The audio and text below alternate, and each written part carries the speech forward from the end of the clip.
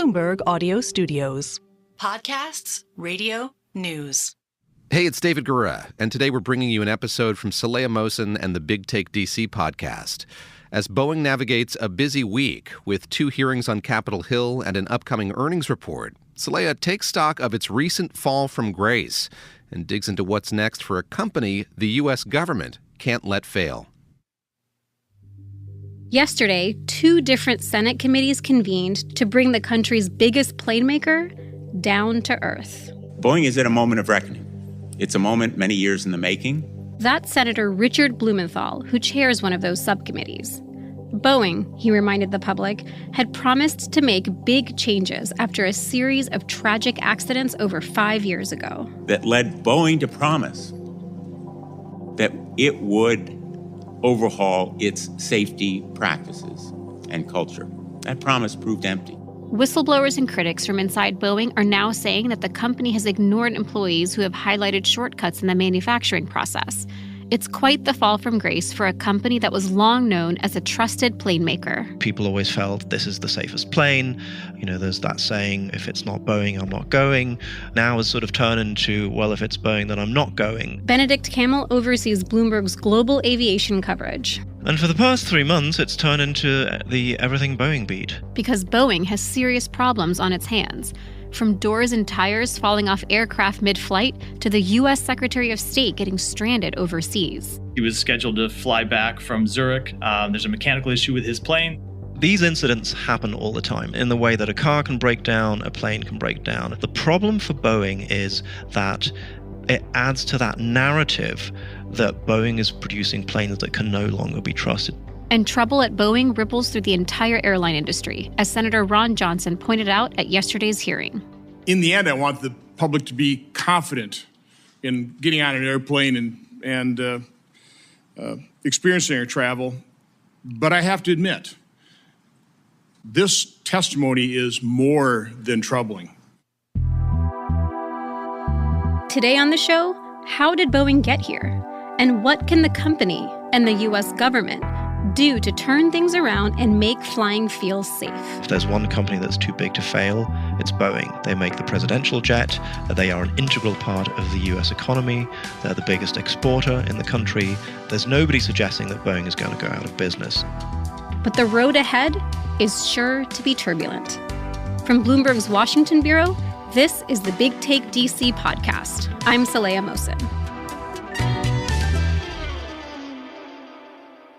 To understand just how remarkable this moment is, with Boeing's problems being dragged in front of Congress, you have to remember, this is the company that, for more than a century, had a reputation that centered on safety and reliability. The phrase that keeps coming to mind is the great unraveling. Bloomberg's lead Boeing reporter, Julie Johnsson, has been watching that unraveling. It's a story that starts back around 2010. Just for context, Boeing was cranking out enormous amounts of cash. It was just really, really riding high. It was the go-to carrier for the U.S. government, from the Postal Service to Air Force One. And its 737 jets, which were first introduced in the 60s, were the aircraft of choice for commercial airlines. Being a professional pilot, the absolutely most important part of it is the safe operation of the aircraft. Captain John Cox spent 30 years as a commercial and corporate pilot. For many of those years, he flew Boeing jets, including the 737. And I really enjoyed the airplane. It's what pilots call an honest airplane. It does things the same way every time. Very reliable. It's a workhorse. It was a good, challenging weather airplane, meaning high crosswinds, low visibility. So my time with the 737 was one of the high points of my career. In 2010, Boeing's main competitor, Airbus, upgraded a line of its planes with new engines that left the 737 looking dusty and outdated. Airbus got a big jump on the market, and Boeing decided they had to do something. And that's where the 737 MAX was brought to life pretty quickly. The 737 MAX, Boeing's next iteration of the beloved series, came out in 2011, but it would end up spelling disaster. This is just like every fable, you've ever heard over history. This company brought to its knees through a series of terrible tragedies. In October 2018, a Boeing 737 MAX plane took off in Indonesia. Just 13 minutes into the flight, the issue was a system that forces the nose of the plane down. It's supposed to be a safety feature, but it resulted in obviously that tragic crash and airline pilots saying we weren't... No one on board survived. Boeing assured the public and its regulator, the Federal Aviation Administration, that the plane model wasn't at fault. But then, just 5 months later, another 737 MAX crashed, this one taking off from Ethiopia. The Ethiopia crash that killed 157 people. In the first official words... And the fallout from that was swift and brutal for the company, obviously far more brutal for the people involved in these crashes. But on the corporate side, it was sort of a reckoning for Boeing and its products, which previously had a stellar record. The company's biggest source of revenue was grounded globally after the second crash. And that's when people started really questioning Boeing's processes and whether the company's priorities had drifted over time. The thinking and that this is a company that actually has not put safety first. It's a company that's put profit first. It's been caught up in the competition with Airbus. And all of these things led to a toxic cocktail that ultimately led to them producing planes that weren't properly built, certified, and had the errors that contributed to the crashes. All 737 MAX planes were pulled from runways, and Dennis Muilenburg, Boeing's CEO at the time, was brought in front of Congress. He was really flogged by both parties publicly over a couple of days of hearings, and within a couple of months was forced out by the board. Then a new CEO, Dave Calhoun, came in with a fresh mandate. To clean the company up, to put safety first. There was a thinking that indeed they had cut some corners, that they had been too quick with the way that they produced some of these planes, and that the company felt we need to sort of rethink how we do things, slow things down. So Calhoun steps into the job in January 2020, and then COVID happens. Suddenly, nobody's really flying. On any planes, not just Boeing's. And in some ways, that was a chance for Boeing because this took a lot of the pressure off the business and the company, and it gave them the time to rethink, to reset, to revisit their aircraft and their operations. Boeing was still not making a profit, but was gradually starting to head in the right direction as they try to get their factories and their supply chain figured out post-COVID and, win back trust of their customers and regulators. And the narrative seemed to be changing. There was this expectation that now would be the year where Boeing would truly come back. Everyone thought 2024, they've left all the baggage behind. They've left the previous crises behind. Orders were pumping. They were really winning amazing business all around the world. And then January 5th happened. January 5th, 2024. 737 MAX, takes off out of Portland, and a few minutes into flight, there's just this enormous bang, and a panel flies out of the plane. This is a fortified door that is normally locked. So for that to sort of burst open gives you a sense of what could have gone horribly wrong. Turns out there was a mishap at the factory. Some Boeing employees had been fixing an error with a door panel. And then the panel was put back in.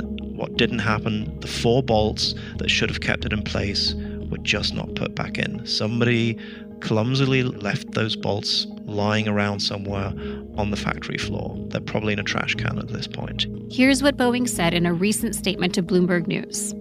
Since 2020, Boeing has taken important steps to foster a safety culture that empowers and encourages all employees to raise their voice.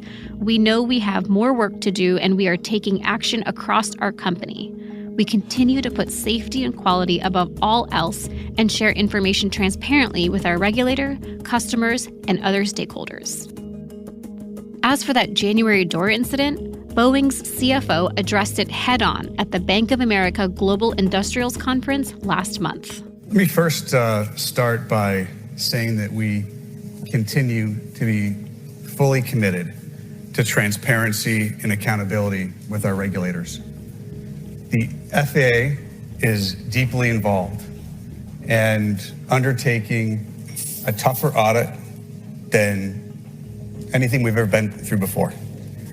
And as they do their important work, we're undertaking comprehensive actions so that we can move forward to strengthen quality and build confidence.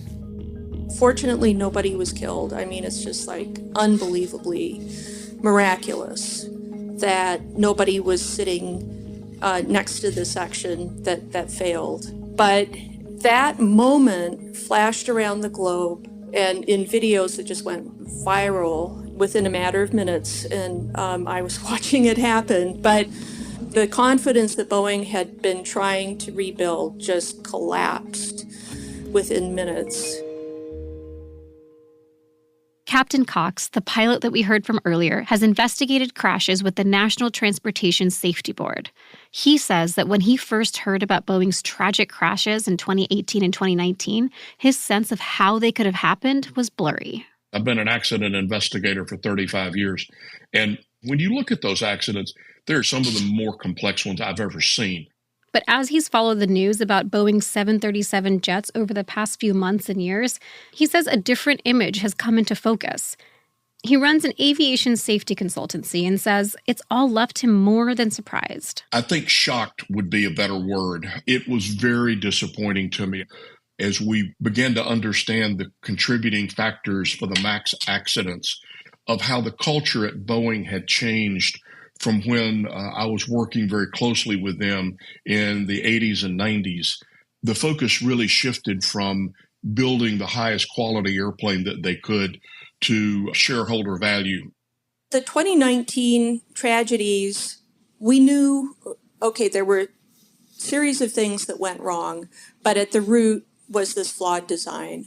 But when you don't have confidence in a company's ability to install literal nuts and bolts in its aircraft, I think that's far more damaging. Coming up, where does Boeing go from here? And will the U.S. government's intervention help move the needle?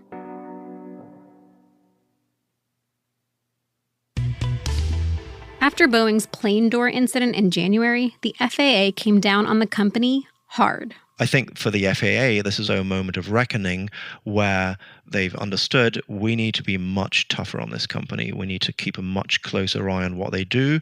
We need to slow them down. The regulator convened an expert panel to investigate safety practices at Boeing, and the results it published in February were pretty damning.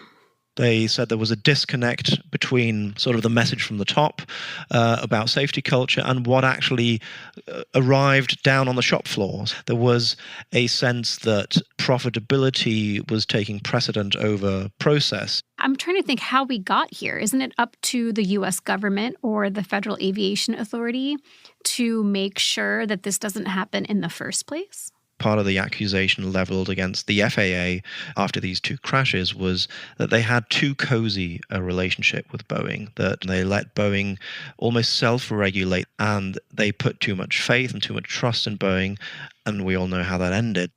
It's worth noting that Boeing has over 100 lobbyists on its payroll. It spent over $14 million on lobbying in 2023. Now, the government is sending examiners into Boeing's factories. It's forcing them to slow things down, mandating that the company limit the number of planes it produces each month. It gave the company until late May to address the issues the FAA audit identified. At one of yesterday's hearings, Senator Tammy Duckworth put it this way. We need to judge Boeing by what it does, not by what it says it's doing. Because Boeing's problems are the government's problems. Boeing isn't a company that can just be replaced. It's America's flagship aircraft maker, providing planes for everyday people to fly on and also supporting U.S. defense and military operations. Plus, there are only two major players in the airplane production industry. The government can't just ditch Boeing and replace its fleet with Airbus. Neither can commercial airlines. If you go to Airbus, you're joining the back of the queue, a queue that stretches into the 2030s. Airbus is basically sold out through 2029, and the airlines need airplanes right now. Benedikt told me he's spoken with Airbus executives about all of this, and they don't view Boeing's problems as a win for them. They say, look, we take no pleasure in the other side's misfortunes here because we know whatever happens to one side could as easily happen to the other side. And frankly, this is bad for the global aviation industry. People have second thoughts about flying, but it also means that if Boeing slows down, it sends a shiver through the entire industry. Benedikt says it's a problem of supply and demand. Fewer planes overall mean airlines have to limit their flights and the routes that they serve. And that would mean demand outpaces supply. So that the fewer seats, as it were, that means higher prices. So all these things are ripple effects that go from the factory floor at Boeing all the way back to the pockets of the consumer. If you ask Captain John Cox, we should keep things in perspective. If you look at in 2023, worldwide we flew about 35 million flights without a single accident or a single fatality. It's one of the safest years in aviation's history. That's encouraging to him, even though clearly doors should not be falling off planes mid-flight. I think day by day we'll begin to rebuild the confidence in the quality of the airplanes coming off the Boeing assembly line. I'm comfortable with them today. I fly on a MAX without a second thought. But right now, Boeing is still managing a bumpy landing. On Wednesday, the company will report its earnings from the first quarter of 2024, and things are not looking good. They've burned through just an enormous amount of cash. I mean, they've had to pay hundreds of millions of dollars to the airlines whose planes were grounded, slowing your factories, taking days off to encourage employees to speak up about, what they've seen. All of that adds up. So it's going to be a big cash outflow. Investors are expecting the company to report burning through $4 to $4.5 billion in cash for the first quarter. So at some point, they need to start ramping up their production again. But they can't do that until the FAA is convinced that their processes have changed. If Boeing wants to rebuild trust, it's going to need a new plane. Consumers do not trust the 737 MAX anymore. Boeing planes right now are like just one giant bad meme. But new planes cost money that Boeing does not have. All this leaves Boeing in a spot not unlike the one it found itself in 2019, crisis management mode. A few days after that plane door flew off this past January, Dave Calhoun, the CEO who took over during the last crisis, addressed the company's employees and told them, "We're taking responsibility for this. Something needs to change." Dave Calhoun held a almost tearful speech to employees saying, look, I get this. We need to get this right. I got kids, I got grandkids, and so do you. This stuff matters. This is a watershed moment for the company. Safety is our guiding principle, always has been, but if anyone didn't get the message, this is our North Star. The last thing I wanted to ask you, Benedikt, is where does Boeing go from here? Well, Boeing, wherever they go, they're going to go with a new CEO. So a couple of weeks ago, they announced a leadership change that was fairly comprehensive. The chairman stepped down, the head of the aircraft manufacturing business stepped down, and Dave Calhoun, who had taken the role in the wake of these twin crashes, also said that he would leave. And a lot of people are saying Boeing needs an engineering mind again. Forget the person with a financially minded sort of perspective. We've had those before, and that didn't get us anywhere. Thanks for listening to the Big Take DC podcast from Bloomberg News. I'm Saleha Mohsin. This episode was produced by Julia Press. It was mixed by Ben O'Brien. It was fact-checked by Adriana Tapia. It was edited by Aaron Edwards and Benedikt Kammel. Naomi Shaven is our senior producer. Michael Shepard, Wendy Benjaminson, and Elizabeth Ponso provide editorial direction. Nicole Beamsterboer is our executive producer, and Sage Bauman is Bloomberg's head of podcasts. Please subscribe and review the Big Take DC wherever you listen to podcasts. It helps new listeners find the show. Thanks for listening. We'll be back next week.